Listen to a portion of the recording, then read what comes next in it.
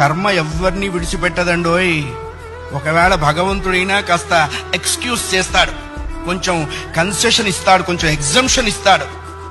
కర్మ చస్తే ఇవ్వరు. 1000 ఆవులు 1000 దూడలు ఉన్నాయి. దూడల కట్లు విప్పాం.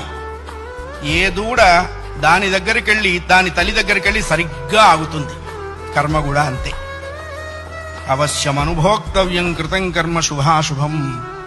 వండిన అన్నం తినలేకపోవచ్చు, చేసుకున్న కర్మని అనుభవించక తీరదు. చాలా మంది కొన్ని అనవసర మాటలు మాట్లాడుతుంటారు.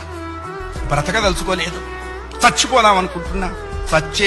చావునేటువంటిది ఏదో ఏటీఎం కార్డు పెట్టంగానే డబ్బులు వచ్చినంత ఈజీ అనుకుంటాడు. నువ్వు అనుకోంగానే చచ్చిపోతే నువ్వు చేసిన కర్మ అంతా ఎవడు అనుభవిస్తాడు? కర్మానుభవం అనుభవించడం కోసమైనా అది నిన్ను బ్రతికిస్తుంది. నీ ఇండివిడ్యువల్ ఐడియాస్తో నువ్వు బ్రతకవో ధర్మశాస్త్రం చెప్పింది.